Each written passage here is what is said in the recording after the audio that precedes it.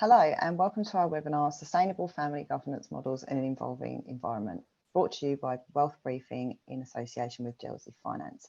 I'm Wendy Spires, Head of Research at Wealth Briefing, and I'll be moderating the discussion today. We have a fantastic panel of speakers and I'll ask each of them to introduce themselves and just give us a brief idea of their perspective on these issues. Em, perhaps we could start with you, please. Yeah, of course. My name is Carl Smith. I am founder and CEO of KIT Consulting, a management consultancy based in Jersey in the Channel Islands, but with a global client base. We consult on financial services strategy and operational efficiency, but more so on sustainable finance and the integration of ESG into the asset owner and asset manager community. Fab, thank you. Catherine? Hi everyone, first test to make sure I get off mute. I'm Catherine Grome, I'm a partner at BDO and I focus on advising family offices and enterprising families on setting up, structuring the family office and on philanthropy and family governance. So all intertwined and very relevant today, I think.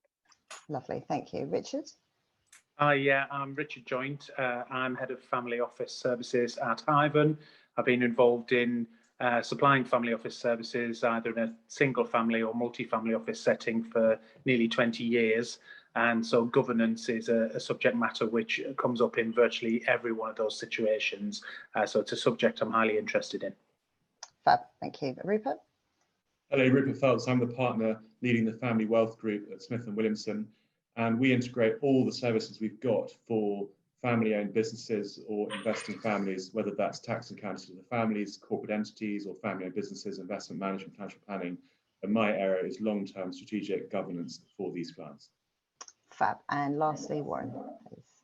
Hi, yep, I'm Warren Thompson. I'm the Managing Director of the Coutts Family Office and the Ultra High Net Worth segment across the business. I'm currently actually also running the international business, but that's an interim role which I'll step down from in the course of the next couple of months. What we do at Coutts is we partner up with many of you and various different intermediaries, but we try to deliver that kind of family office experience to the bank's biggest and most complex clients. Fab. Lots of fantastic expertise and experience to tap into then. So introductions complete. I think we should dive right in. We've got a lot of ground to cover. So our first question is about the fact that despite the very well-known disastrous effects in many cases, it's still the case that formal succession plans aren't in place for a very large proportion of family offices and families generally, even in America where all of this stuff is a lot more advanced. What as an industry should the wealth management sector, and I include in that fiduciaries and associated subsectors, what should they be doing to ameliorate this situation and make this more of a common standard procedure? Rupert, could you start us off there, please? How do you start? That's the question I always think. How do you actually begin? And that sounds obvious, but it can be a real hurdle for families, and it of course means often delay or postponing, which as we know can be damaging in itself. And I think the best way is to try and ask the fundamental question. So what is it for? It meaning the family capital. And I think the best questions to ask relate to that bit of language I use, the family capital. Note, I didn't say financial capital. The family capital, all of it. And within that, the financial capital is a subset. And looking at the other forms of capital, which are variously described and delineated by different people. I say human, intellectual, social, spiritual, those are the values, and the financial. It's a great way to start conversations. It's a great way of establishing values, purpose, and mission, and also get the next generation involved. In terms of the wealth management industry, I would say employing people who think like that, who have the intellectual capital and the intellectual curiosity to want to get close to families and ask those questions. And then thinking of the title of this seminar, for which renewed thanks, looking to create sustainable long-term client relationships. Interesting. And Richard, what could you add to that? I echo a lot of what Rupert was saying. I feel often in my sector that it's that a group of advisors around a family might feel that it's none of their place to actually kind of raise this issue. So, if you've been brought in to do a specific task, if it's to, advise on a structure or to, transfer assets into a structure, it can feel a little like that you're overstepping the mark to actually start dealing with family governance and succession planning. And so therefore, my starting point in recent years has just been to ask the question in quite a passive way to the client as to who within your group of advisors is dealing with family succession. Is it an area that you've looked at? So rather than trying to kind of overstep the mark and say, I've noticed an issue or I think you need to deal with something, it's just actually asking that question. And if the answer is, well, nobody is, or only the patriarch is, you might just want to kind of make an introduction to somebody like Catherine to say, well, actually, here's somebody who does, consult with families about thinking about succession and governance. So that would be my go-to. That's an interesting point about the overstepping the mark. Do you think that there's often a common trigger point that brings someone to this point of thinking about this themselves, or is it really advisor driven generally? Yeah, and it's normally that there is an issue and that therefore some things happened and it feels a little too late. So sometimes it's the fact that, one of the next generation is now chafing and saying, it's never been made clear to me what my role is in the family. I don't feel empowered. And if they felt like that for 20 years and they're only just saying it now, it's a bit too late. So that's really why it's best done in a harmonious situation where you can say, let's talk about how the family are going to evolve. And one really interesting way I've seen this done is that the head of the family starts by getting the children to sit down at kind of quasi board meetings in their teens and just have a kitchen table meeting to decide, what's going to happen to the holiday home when mum and dad go, or, what charities do we all want to support? So to get them into that mindset of just kind of making a communal decision and remembering that they made a decision and they decided how things were going to be decided.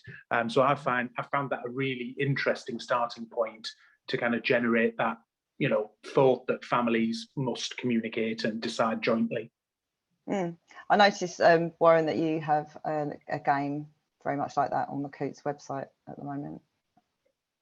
Well, yeah, a game as in our Insight program. It looks like it's an actual game. It does. So on this point, it seems as if families might take several generations to come to this governance question, at least in the past. Catherine, how quickly do you see this bedding in, this notion that you should really have governance across all of the family capital, whether you see that as financial or more broadly, as Rupert said? Yeah, I mean, I think the starting point is really to say, what do I mean by family governance in this context? And it's when you've got, a group of individuals, a family, and they've got stuff that they own collectively, or maybe it's one individual, an entrepreneur, but he envisages that more family members will be involved in the future and they've got that collective stuff. And the family governance is really how they share information between, maybe who's managing their stuff and the family, or as a family themselves, how they make decisions, how they communicate, and what their financial expectations are, and their sort of broader expectations around family legacy. And I like Rupert's point about the broader capital. The governance is really making sure that they've got a framework that enables them to cover off information sharing and decision making. And all families, from your own family upwards, have some sort of informal governance process in place. The question is, when do they need to start to formalise and evolve it? And that's usually when there's a bit of a strain showing, either because their numbers have got larger within the family, or there's some other degree of complexity typically that's just putting that strain on. So I'm working with a family at the moment, and it's only 2 generations. It's certainly not 3 or 4. And the second generation, they have some family members working in the business and some who aren't. And you can start to see when things are coming up around distributions and dividends, the family still get on really well, but there's starting to be a little bit of a tension. And I think what's mainly driving it is just a lack of information for those out of the business about what's going on. So in a very light touch way, our starting point is really just to make sure that they've got some systems and structures in place for sharing that information. And as a good reminder, I mean, you can build up and get a lot more complex than that, but it doesn't have to be. And I think as well, breaking it down and making it sort of those manageable chunks for families, rather than creating this big end-to-end process, can also mean that people are more willing to make a start. Okay. Well, what can you add on how quickly these notions are bedding in today in families? I think Catherine's observations are really well observed, and that I think what we're seeing is this idea that it takes ages or generations to actually get this governance question correct. It's a point that Catherine makes, that there's doing the end to end and the complicated stuff, and there's also just getting going. So I guess what we're seeing is increasingly that first generation wealth creator, they're really writing their own rule book, and they are starting that governance framework, again, back to Catherine's point, but kind of on a light touch basis with their kids. So recently we had a family that were using that philanthropic discussion to start to frame the overall governance side. Involved 2 teenagers, the children, very much a big part of it, and they are now kind of driving discussions with advisors, interacting with my team more and the people around the families. I see that kind of moving along much more quickly than I did maybe at the start of my career 20 years ago. It wasn't even often discussed. And I don't know, I'd open it up to my peers a little bit, but this kind of acceptance that the drivers and threat to wealth succession and things like investment, economics, politics, global pandemics, it's still that old thing that the lack of communication and sharing is the biggest threat that they all face. So back to your question, Wendy, about drivers, it's for us to make sure that acceptance is there, and then you can start that end-to-end process with a light touch and build from there. And that communication still remains the most important factor. So if awareness has built, what do you think's really driven that? Has it been these kinds of family office networks and thought leadership things? Is it institutions themselves, advisors mainly? What's really behind it? I would love to say it's all of us, but I would simply know it's not true. What I would say, I actually think it's the awareness of the next generation.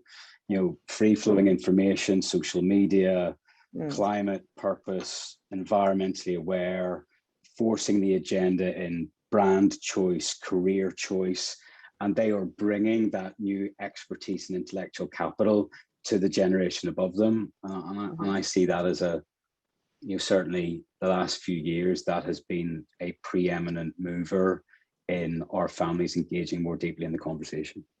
Yeah, certainly what I see as well.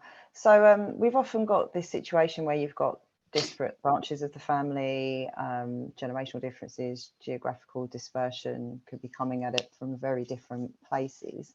And yet, as a family, consensus has to be built. Which methodologies do you prescribe to tackle those kinds of challenges and to build bridges? Rupert, difficult question.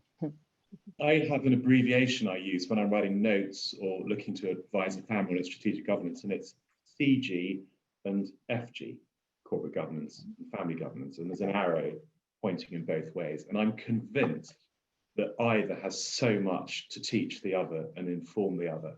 And as to what are the origins of greater awareness, Wendy, I think that's such an important question. Corporate governance as an important subject to address, one of real value, has been especially marked in the sand here with the Cadbury report in '92. I mean, that's a long time ago. That's a working career ago for many people. Family governance considerations have come a little bit later. Clearly, one has to generalize here, but they blur so much. So imagine the purest form, if you will, of 100% owned family business. Clearly, they've got the corporate governance of that operating business, but they're the family themselves. Or imagine alongside that, a family that has a physical single family office dedicated to the family for its long-term expert unconflicted advice. But of course, there's corporate governance in that single family office of the professionals doing it. So I tend to think of it as very much the blur between the two. I'm deliberately speaking of families who, as I've said, have got an operating company or a single family office. In terms of methodologies, I mean, I tend to think of that as a whole range of endeavours for deliberation, picking up on Catherine's point earlier. So just to quickly race through a few, writing terms of reference to form a family council. From that, creating a smaller entity, whether it's a big family assembly with a smaller family council, creating a group to write a family mission statement, expanding that to a family constitution, looking at next generation, at philanthropy, and maybe the family retreat, the family office. I mean, those are great tools. Clearly, it's difficult at the moment. It's a very sort of American idea in origin. One of my clients almost sort of dropped their glass when I suggested to them, but it can be absolutely superb way of getting families together to address some of the issues. I just love it. I'm thinking about succession, so I would not like to go on that retreat. Okay, fab. Catherine, which methodologies do you advocate? Is it more about the policies and procedures, or more hands-on, maybe in-person meetings? Yeah, well, certainly I think when you've got a family that is feeling a bit more disparate, I mean, in terms of when to start the governance process, going back to the last question, there's the old saying, the best time to plant a tree is 100 years ago, the second best time to plant a tree is today. So I think if you're recognising that there are some disparate branches, that really is a call to action for the advisors around the family and the family themselves. And where they are disparate, the first thing I look to do is a family I'm working with at the moment, and they've got assets within trust and they're beneficiaries of these trust structures, but they've been grown up over time and they are a bit removed both from the assets and from each other. And there are some differences of opinion about how the assets should be used. The first thing I'm trying to do is find ways for them to reconnect, particularly with the family history, because there'll almost certainly be stories about how the businesses originated, what different family members contributed, how they why they were doing it, how they might perhaps have overcome adversity as a family. So trying to find ways to actually bring those family members together. And then the next thing is to get them onto the same page and aligned with the sort of common shared purpose. So why did the family continue to have these assets? Because ultimately, if you're owning assets as a family group, there are some great benefits, but there are disadvantages as well. Primarily the lack of control that you as an individual have, and potentially also that removal and the lack of information. Therefore, you've got to understand why you're doing it as a group and what the benefits are. That's that kind of shared purpose.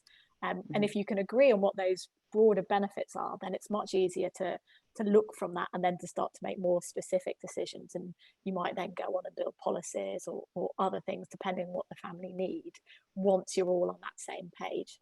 If you're not able to get on that same page, equally, that's important to know while there are still reasonably good relationships, because you do have a range of options. But it's best to explore those options when everyone's calm and when everyone is pulling together, rather than, if you've got a small disagreement now, that can turn into a chasm, and that's where disputes happen in the future. And what kind of timeframes would you attach? I know it's very much a fluid question, but as a de minimis to get some kind of structures and governance in place.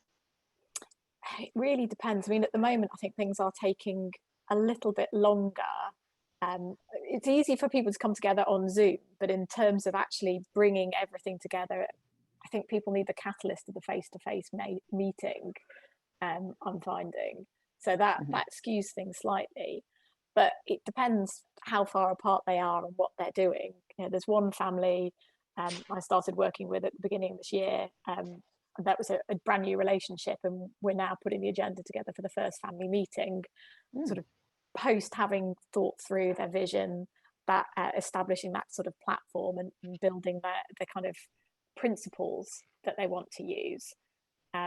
In others, particularly where there is more of a disagreement, I think you've got to allow time, because you want the people who are, you want everybody to come, and you've got to move at the pace of the slowest person. Often in a family, see this as a burning platform, and they know they need to do something, but until everyone is caught up to that realization, you're unlikely to be able to move forwards.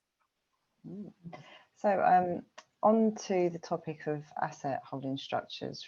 Richard, what trends are you seeing there in terms of what families are choosing for legacy planning purposes, protection purposes? What's determining where they go? Yeah, sure. I mean, I suppose the short and rather glib sounding answer, and maybe not very helpful, is a wide variety and ever increasing variety. To then look and say, well, so what's driving that and what's behind that? I would say that firstly, cultural factors are at play. So, you know, the most of the Russian families that I've dealt with have really liked the sound of foundations.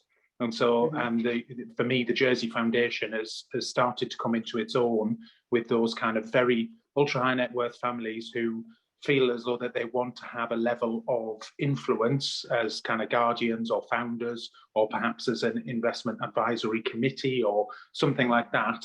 And because it's a more corporate structure than a trust, they feel comfortable with that as the family succession vehicle. Then if you were to look further afield and say, well, if you were to look at more kind of Middle Eastern and Asian clients, I'm seeing more reserve powers trusts.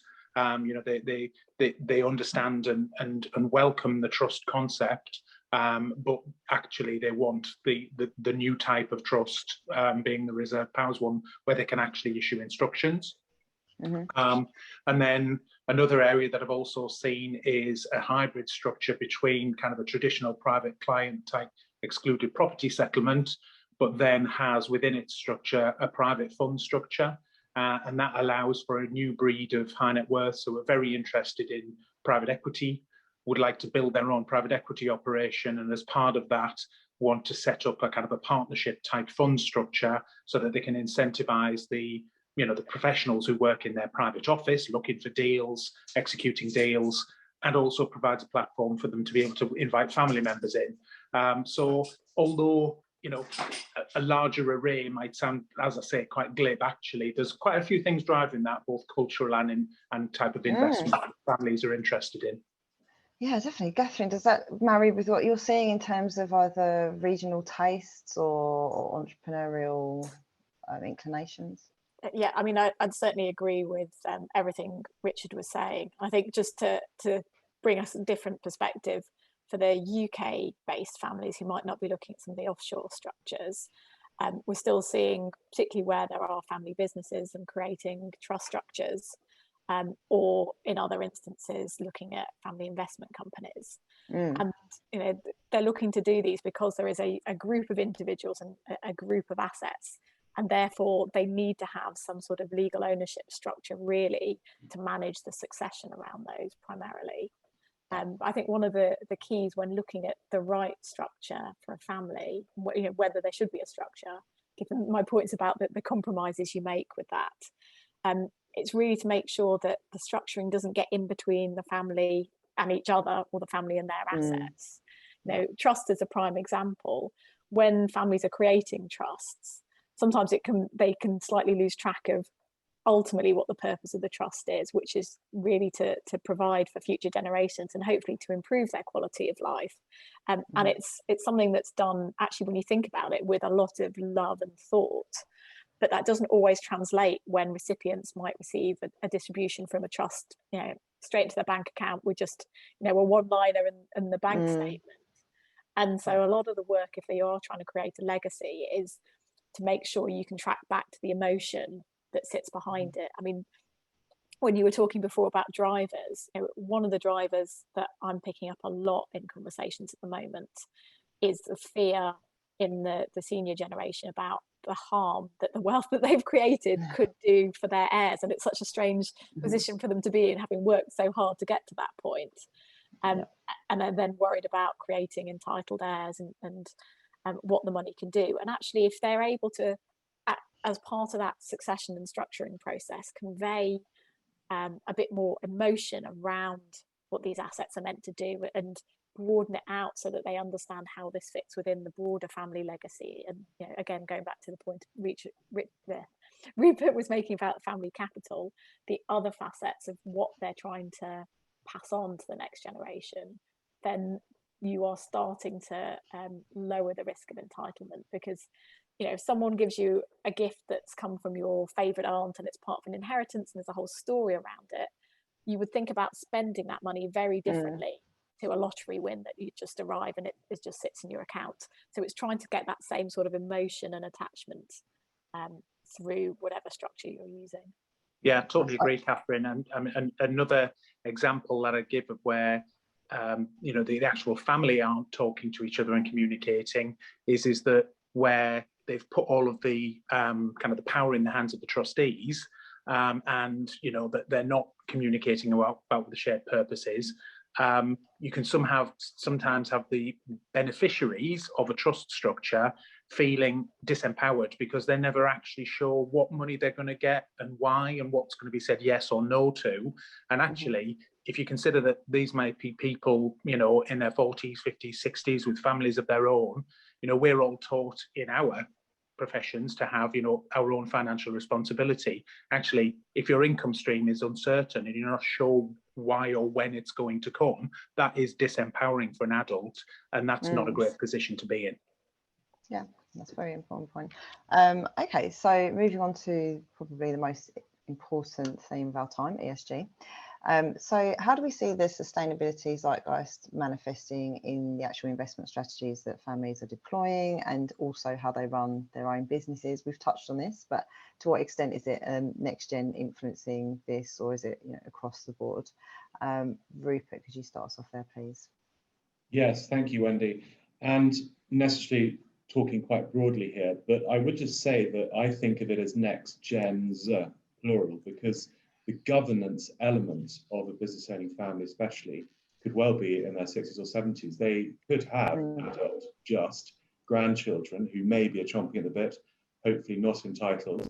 And I mean, by the way, entitlement, I would suggest to you, is one of the most unattractive characteristics any human can display. Who of us would not wish to avoid that in our children? And there, of course, there are all sorts of governance deliberations which deliberately set out to avoid that. Philanthropy we might come on to being perhaps the most obvious one of those. But I think we're particularly talking about the younger next generations. And I love your word zeitgeist, by the way. I mean, it just seems so right to talk about it in this sense. And I'm really, really pleased to say, and I hope the rest of you on this call also seeing it with your clients and their next generations, that the following is not only true, but becoming more and more true. And that is that the younger children, I mean, talking Generation Z round up there, increasingly are not prepared to work for a company or in some role which is at odds with their values. And it's easy to say that just breezily now, but that is such a positive development. And I see that being shown and manifested in a whole range of ways. And the way I would summarize that, yes, talk about the family capital, as I've mentioned, to split it into the constituent parts is, in my experience, the best way to engage the next generation and to really get them talking about what matters to them. In terms of the zeitgeist, I think the most important way to summarize that is the move from shareholder value to stakeholder value, because of course that takes in communities, suppliers, supply chains. So the social capital of a family, energized by its financial capital in action, its social capital and its social good in communities. And that is so important to so many of these people. And they really are putting their mouths and their activity into the action in many, many instances. And of course, impact and philanthropy is one sign of that. The other element I'd say is the old-fashioned family dynamics description of vertical and horizontal models. Now, vertical is nearly always something that can be problematic if it's overly hierarchical, if it's dictatorial, if it doesn't listen to people. Clearly, horizontal is a wonderful way of including people. In my experience, a lot of the most successful families combine those.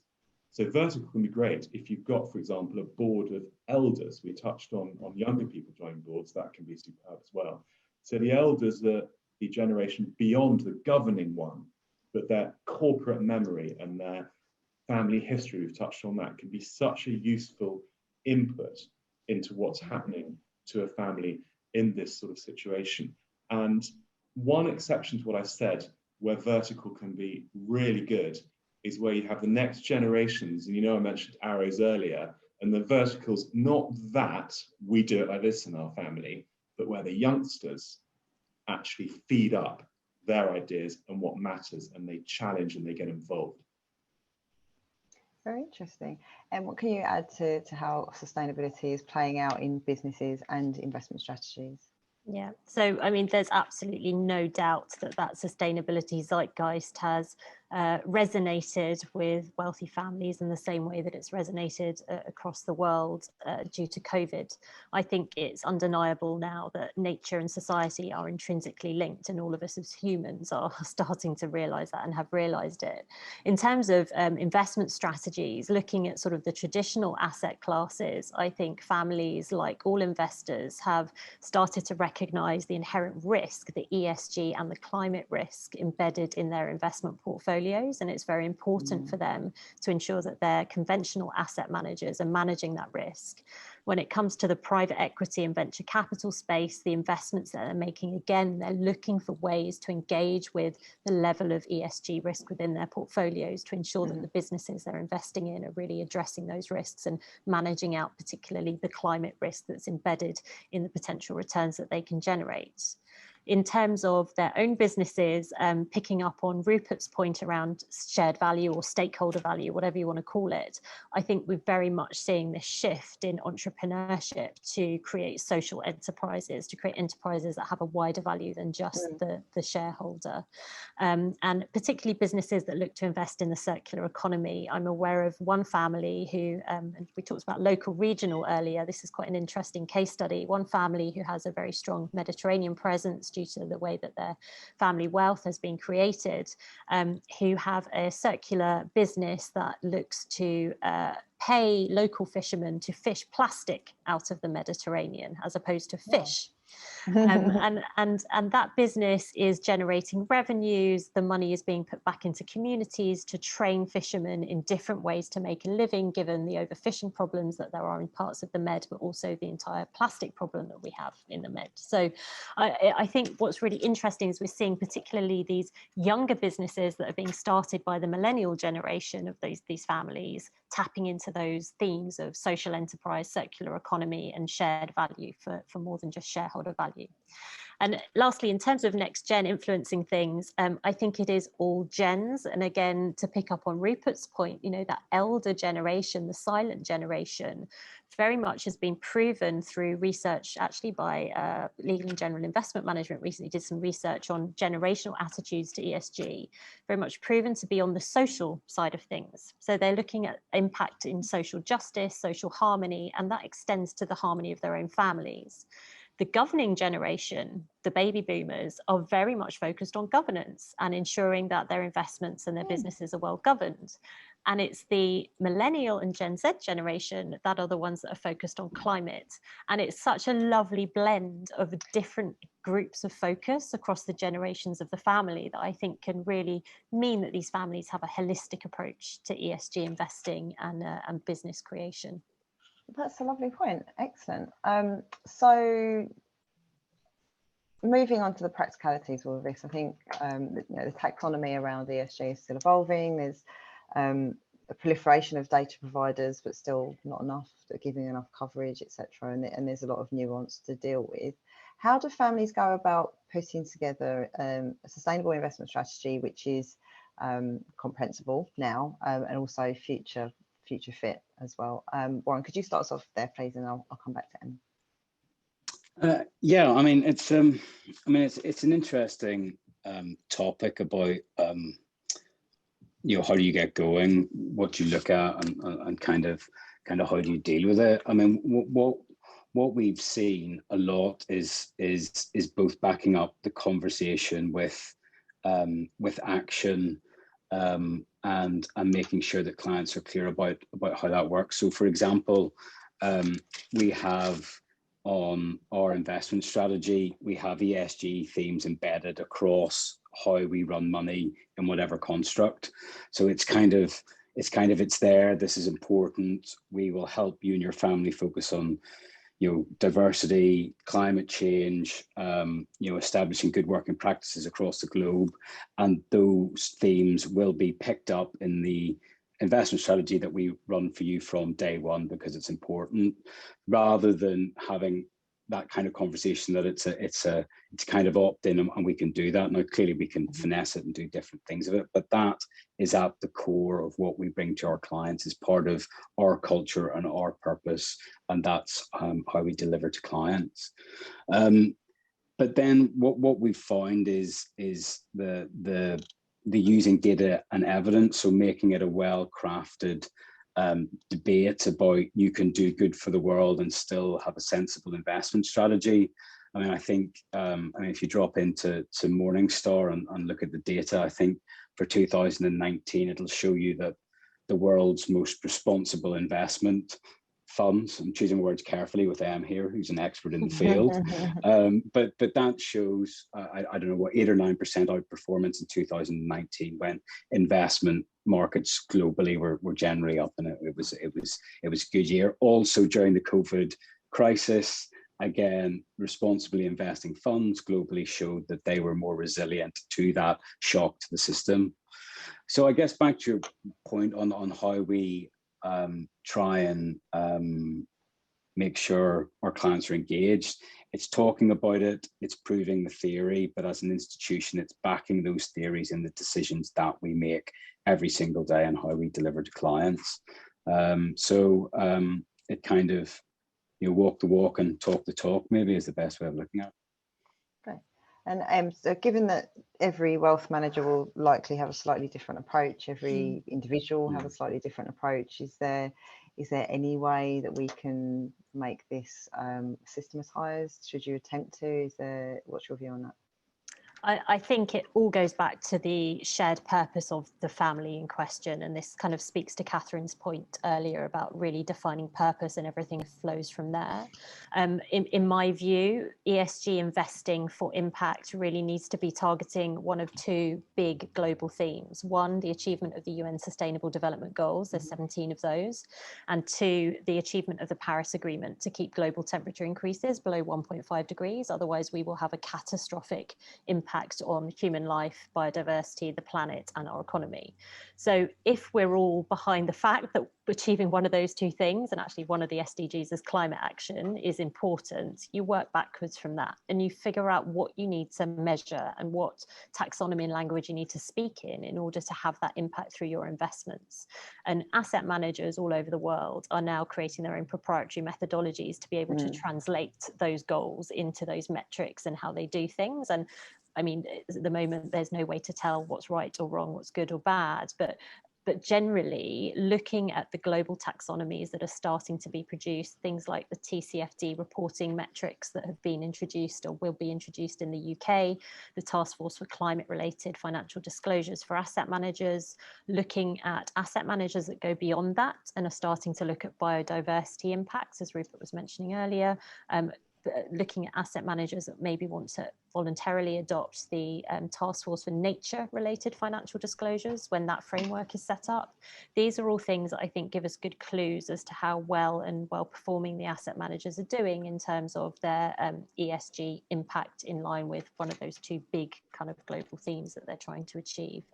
So whilst the taxonomy and metrics are still developing, I think going back to the purpose of what the family is aligned around and what they want to achieve through a sustainable investment strategy is the place to start when setting your metrics and the things that you're looking to monitor.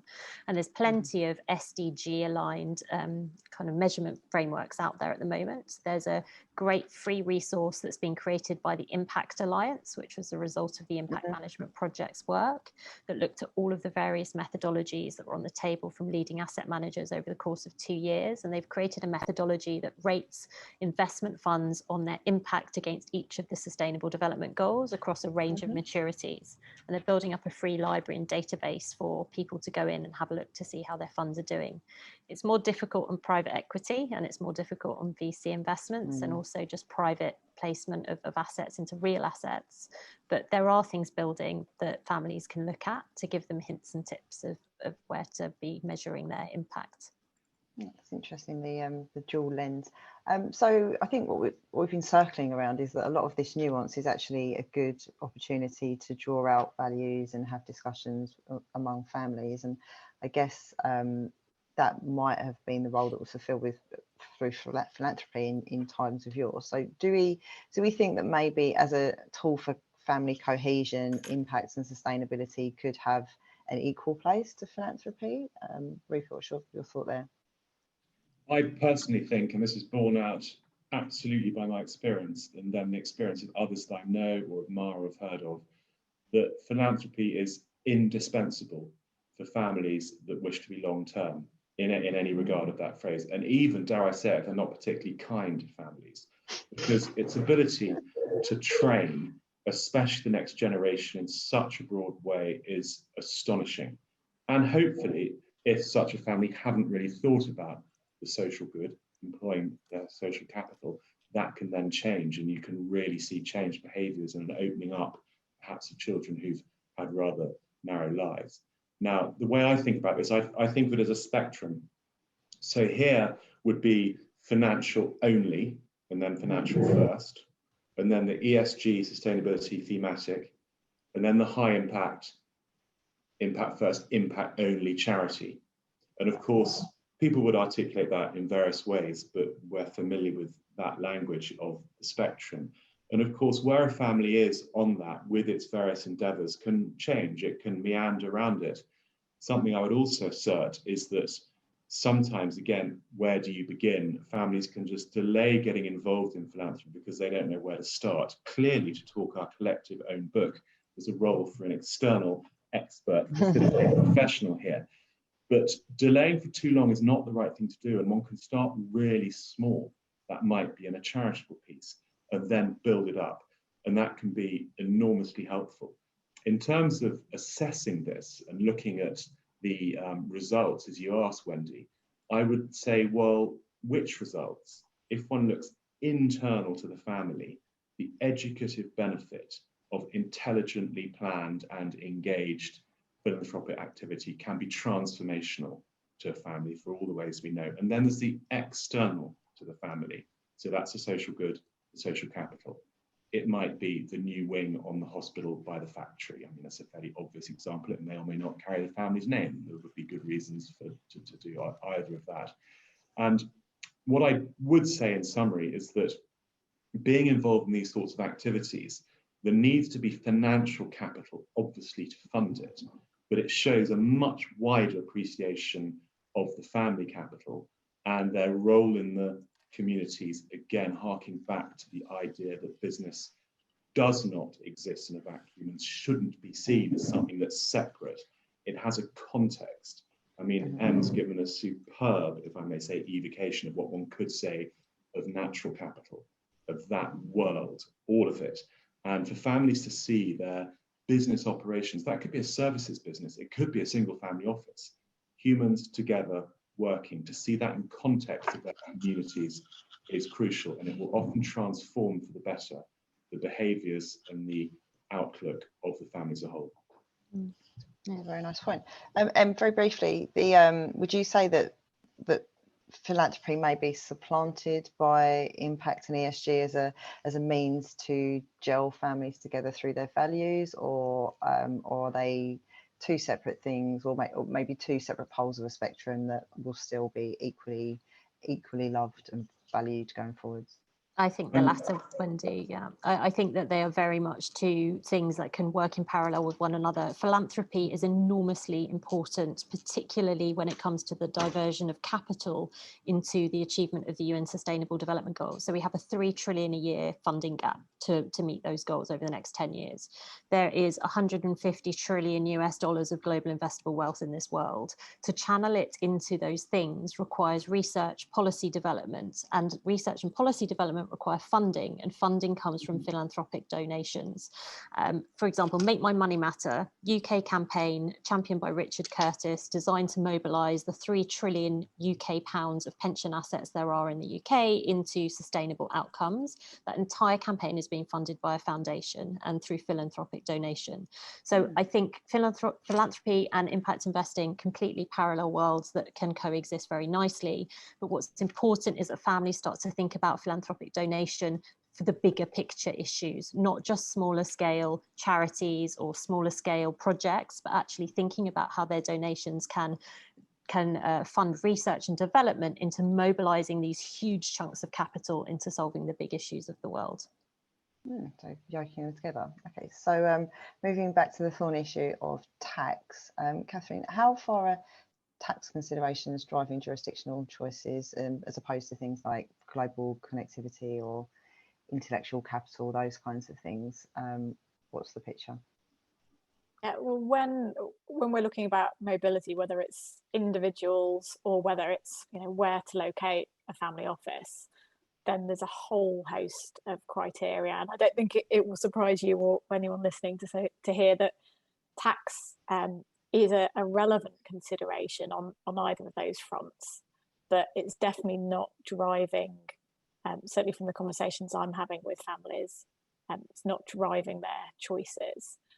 Actually working on a project at the moment for a family office, looking at where to relocate the centre of their operations, if you like, and the whole range of different jurisdictions that we're looking at. And the tax is one of the criteria, because it's important to understand, if we're trying to build something that's sustainable and long term, the impact that tax may have on the operations and how that entity interacts with other parts of the family structure. But actually what's far more important, and we've built a matrix and we're weighting all these different options, we're also looking at the political stability and the risks associated with different jurisdictions, the legal and the regulatory landscape, and the ability for in this case, a family office to operate, and the ease of doing business in that location. I mean, that's quite a critical one. The operating costs of establishing their access to talent pool and expertise for my family office clients. Access and retaining and attracting talent is one of their biggest headaches. So that's really crucial practical consideration, whether they're moving talent from existing operations or whether they're trying to hire new. And then the proximity to the family or to the family's assets, depending on what they're doing, and the reputation of the jurisdiction more generally, because it can have, as we've seen with things like the Panama Papers, the choice of location. And if you're looking at an individual relocating rather than a family office, then you're also going to look at the lifestyle factors. Because ultimately, it doesn't matter the tax characteristics of a particular jurisdiction. If you're looking to move somewhere and you can't stand it, or your family can't stand it, then really what is the point? What's it all for? And I've seen very many times families move and then move again in quick succession because it hasn't worked out from a schooling or a lifestyle perspective. Good points. Warren, what do you see driving the jurisdictional choices? You know what, Catherine, unsurprisingly, pretty much critiqued every aspect of that.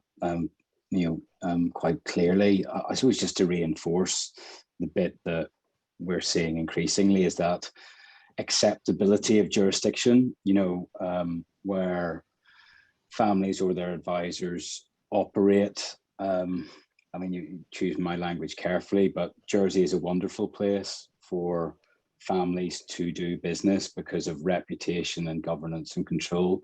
There are some other jurisdictions that don't really pass that acceptability test, and I think that Catherine quite rightly said, you would park any perceived tax benefits because that would largely be secondary to issues such as that. I mean, it's slightly left field, but obviously the emergence of technology and the safety of individual operations and that cybersecurity dynamic and the jurisdiction and the capability of where families or their offices are basing themselves and how they deal with that emerging challenge is also increasingly a consideration in terms of that operational question. But no, I would concur entirely with Catherine's critique. Yeah, just on that point, Warren, you know, the process that we're going through for this family, we're using sort of a range of criteria to develop a shortlist, but then actually we will be doing a deep dive, and we will be looking at with their other advisors, the tax, the legal aspects of that location, but also specifically looking at the political stability and the cybersecurity implications of operating in that location, doing it, not me personally, but the family will be getting quite a detailed report on that. Yeah, just digging slightly deeper into this, Richard, the regulatory environment, is that high on the agenda, or are families looking at what regulators are doing on the noises they're making? Yeah, it's a complete extension of the points that Warren and Catherine were just made, in that if your jurisdiction has to have acceptability for the family, it's got to have a level of comfort and protection, both for the family and anybody that they choose to bring into the structure. So, you know, if you think of a couple of the examples I gave earlier, where you've got a Russian entrepreneur who's, you know, put the family assets into a Jersey foundation structure, he needs to know that those hundreds of millions are protected by a system, and that is the regulatory environment in Jersey. And so he can set up that with the knowledge that he and his family are protected. If you then look at the next iteration of the structure that I talked about, it was the one where you can have an entrepreneur inviting family members into a private fund as part, you know, as a second round of investors. You know, those family members, you know, when they bring other people in, they want to know that they're offering those other investors a secure and safe environment, that they can be assured that things will be managed well, they'll get great reporting, you know, they're fully protected in that regulatory environment. So over the course of my career, it's very interesting to see how in the 1990s, you know, regulation was seen as a bit of a pain and something which would be a drag on cost, to being something which is actually essential to a family's needs. And, you know, for those jurisdictions that don't have a good regulatory environment, in Warren's words, that becomes unacceptable. Interesting. Okay, great. Well, we've covered an astonishing amount of ground. I'd like to just finish off by asking each one of you to sum up as what you think the main change over the next 5 to 10 years is going to be in the areas that we've covered today. So just some crystal ball sharing. Catherine, could you start us off, please? Yeah, certainly. I think the area I would highlight is just an evolution of the points we've actually been discussing today, and bringing together the point around family governance and around sustainability and the approach of the family to ESG and those sorts of criteria. It's a virtuous circle. So family governance gives a family a platform to work out their shared purpose and their values, and where sustainability, environmental, social considerations play, which can then drive their strategy around those. But equally, having good governance is one of the criteria, that's the G in ESG. So in order for the family to make decisions and to move in the right direction, then they need to have good governance. And that's a practical issue I'm seeing with a family at the moment. But I think the other point I would make, very sort of connected to this, is that families are starting to look at things much more holistically. It's not kind of a barbell approach where they look at their investments and they consider that, or they look at philanthropy. They look at their impact and everything they're doing and making sure it's all aligned.